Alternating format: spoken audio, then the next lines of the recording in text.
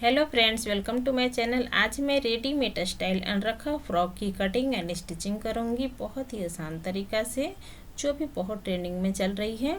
तो इसके लिए मैं देखिए लाइनिंग में ली हूँ। लाइनिंग में 80 सेंटीमीटर ली हूँ और ये जो फैब्रिक है ये 2.5 मीटर ली हूँ। ये शिफॉन फैब्रिक है और इसकी विड्थ है 56 इंच। तो सबसे पहले मैं लाइनिंग को मैं कट करूँगी टॉप पार्ट। तो यहाँ पे अच्छे से मैं डबल करके मैं फैला लूँगी चेस्ट के साइज के अकॉर्डिंग। तो मैं देखिए इस तरह से डबल करके मैं फैला ली हूँ। इसके बाद टॉप पार्ट कटिंग करूँगी। तो टॉप पार्ट की लेंथ मैं 16 इंच में रख रही हूँ। तैयार है 15 इंच होगी। दोनों साइड से हाफ इंची सिलाई में जाएगी। इसके बाद यहाँ पे मैं शोल्डर मार्क लगाऊंगी। तो शोल्डर में 6.5 इंची ले रही हूँ। इसके बाद मैं आर्म होल मार्क लगाऊंगी। तो आर्म होल भी मैं 6.5 इंची ले रही हूँ। ये दोनों पॉइंट को मिला लूँगी। इसके बाद मैं चेस्ट मार्क लगाऊंगी। तो चेस्ट का साइज आपका जितना भी है उससे 4 से डिवाइड करनी है। उसमें 1.5 से 2 इंची मार्जिन लेते हुए इस तरह से मार्क लगा लेनी है। तो मैं देखिए यहाँ पे 9.5 इंची मार्क लगाई हूँ, 2 इंची में मार्जिन ली हूँ। इसके बाद मैं कमर पर मार्क लगाऊंगी। तो कमर पे भी सेम इसी तरह से करनी है। कमर का आपका जितना भी साइज है उससे 4 से डिवाइड करनी है और 2 इंच में मार्जिन लेते हुए इस तरह से मार्क लगा लेनी है। तो मैं देखिए इस तरह से यहाँ पे मार्क लगा ली हूँ। इसके बाद देखिए दोनों पॉइंट को इस तरह से मिला लूँगी। इसके बाद मैं आर्म होल की गोलाई देने के लिए मार्क लगाऊंगी। तो यहाँ पर देखिए 3 इंची पर मार्क लगाऊंगी ऊपर की साइड से और इस तरह से हल्का सा गोलाई शेप देते हुए मिला लूँगी।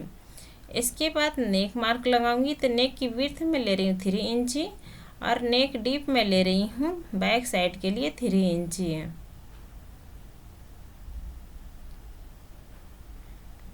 और इस तरह से मार्क लगा लूँगी गोलाई शेप देते हुए। यहाँ पे 1 इंची पर मार्क लगाऊंगी और इस तरह से हल्का सा गोलाई शेप देते हुए मिला लूँगी। तो इस तरह से मैं इसे कटिंग कर लूँगी। तो ये मैं टॉप पार्ट की बैक साइड में कटिंग कर रही हूँ पहले।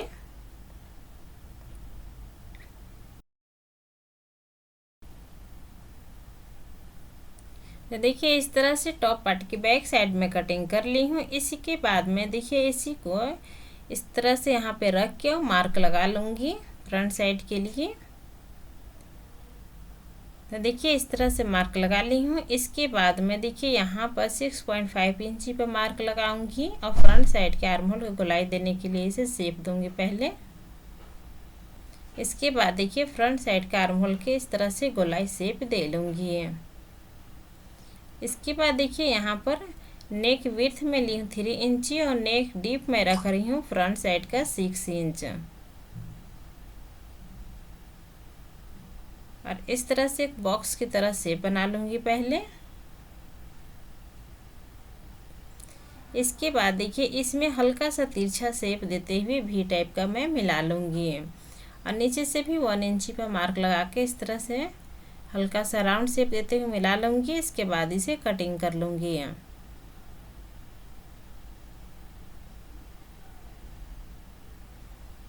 तो देखिए इस तरह से मैं कटिंग कर ली हूँ। फ्रंट साइड और बैक साइड दोनों साइड की मैं इस तरह से लाइनिंग को मैं कटिंग कर ली हूँ।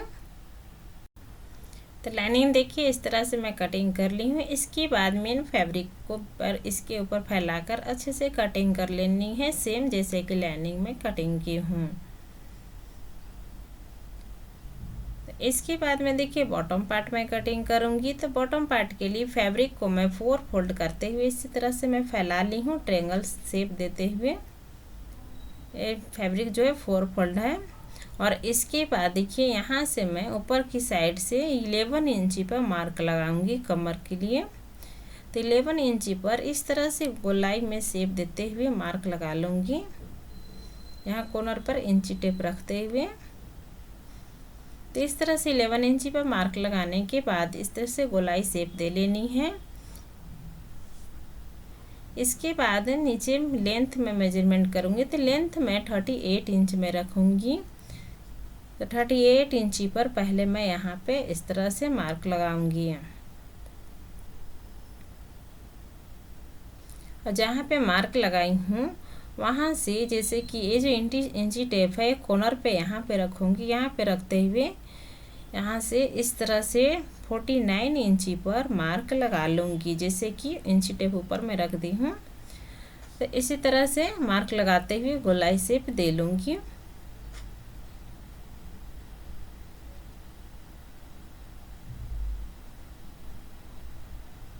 तो देखिए इस तरह से मार्क लगा ली हूँ। इसके बाद इसे मैं कटिंग कर लूँगी यहाँ।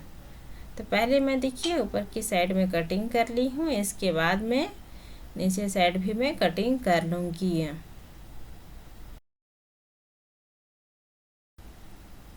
तो देखिए नीचे साइड में भी मैं कटिंग कर ली हूँ इस तरह से।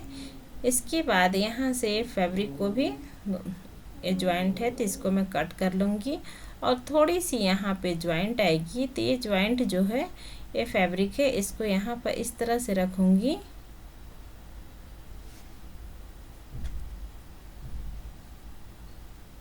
और इस तरह से रखते हुए मार्क लगाकर इसे कटिंग कर लेनी है।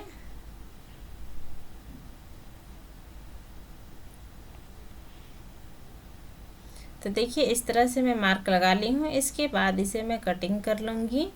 नीचे में घेरे में थोड़ी सी ज्वाइंट आएगी, वो ज़्यादा नहीं ज्वाइंट आएगी और पता भी नहीं चलेगी स्टिच करने के बाद। तो देखिए नीचे से मैं बॉटम पार्ट भी मैं कटिंग कर ली हूँ। इसके बाद देखिए ये जो फैब्रिक बची हुई है इसमें से मैं स्लिप्स में कटिंग करूँगी। तो यहाँ पर देखिए इस तरह से मैं फोल्ड करूँगी तो 4 फोल्ड हो गई है। इसके बाद में देखिए 8 फोल्ड मैं की हूँ और यहाँ से 4 इंची पर मैं मार्क लगाऊंगी यहाँ।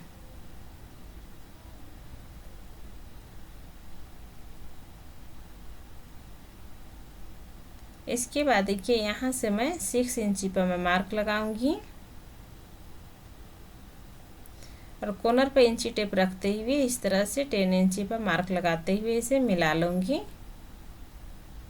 पूरे राउंड शेप दे लूँगी मैं। इसके बाद इसे मैं कटिंग कर लूँगी यहाँ। तो देखिए इस तरह से मैं कटिंग कर ली हूँ। देखिए तो इस तरह से स्लिप्स आएगी।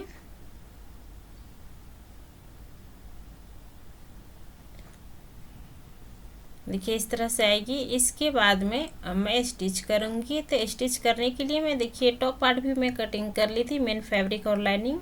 तो इसके ऊपर देखिए यहाँ पे लाइनिंग के ऊपर इस तरह से रखूँगी और यहाँ से इस तरह से मैं पूरी स्टिच कर लूँगी यहाँ। तो देखिए फ्रेंड्स मैं इसे स्टिच कर ली हूँ। इसके बाद में नेक पर इस तरह से छोटा छोटा मैं कट लगा लूँगी जिससे कि पलटने में आसानी होगी। और आर्म होल पे भी मैं इस तरह से छोटा छोटा मैं कट लगा लूँगी।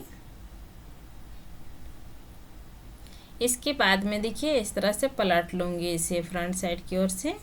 तो यहाँ पर देखिए इस तरह से मैं पलट ली हूँ। इसके बाद में यहाँ से इसके ऊपर टॉप सिलाई मैं लगा लूँगी। तो देखिए मैं स्टिच कर ली हूँ।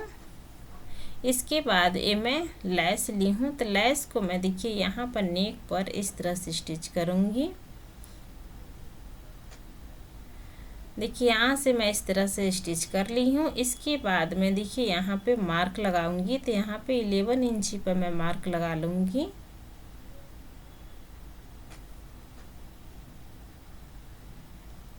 और यहाँ से दूसरी साइड से लैस को इस तरह से रखूँगी।